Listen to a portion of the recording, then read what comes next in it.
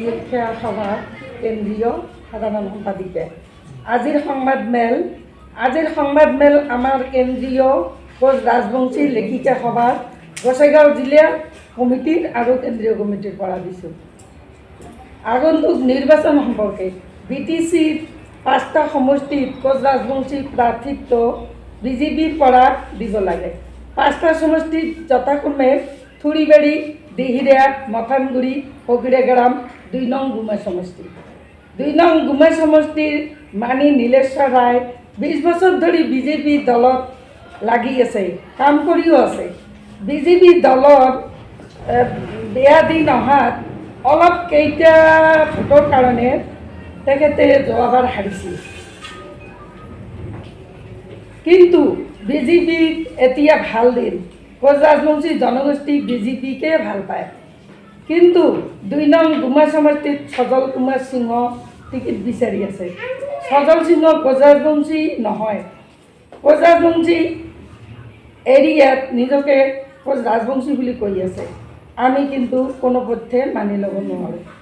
সজল সিংহ কোচ ৰাজবংশীত থাকি ৰাতাৰাতি সজল সিংহ কংগ্ৰেছত থাকি ৰাতাৰাতি বিজেপি হৈ গ'ল।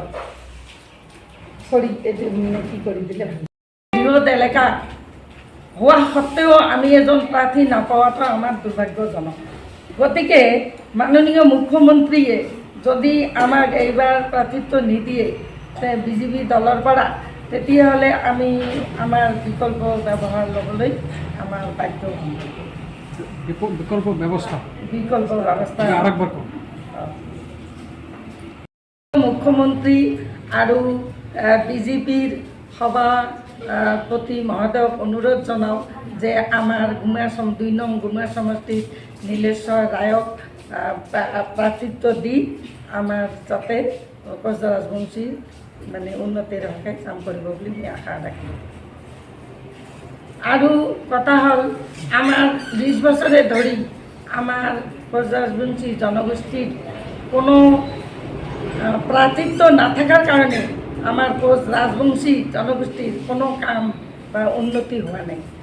আমি সেইকাৰণে মাননীয় মুখ্যমন্ত্ৰী অনুৰোধ কৰি জনাওঁ যাতে আমাক এজন হ'লেও প্ৰাৰ্থিত্ব দি আমাৰ ৰাজবংশী জাতিটোক উন্নতিৰ বাবে কিছু হ'লেও চিন্তা সাধনা কৰে যেন, এইটোৱে মোৰ বক্তব্য।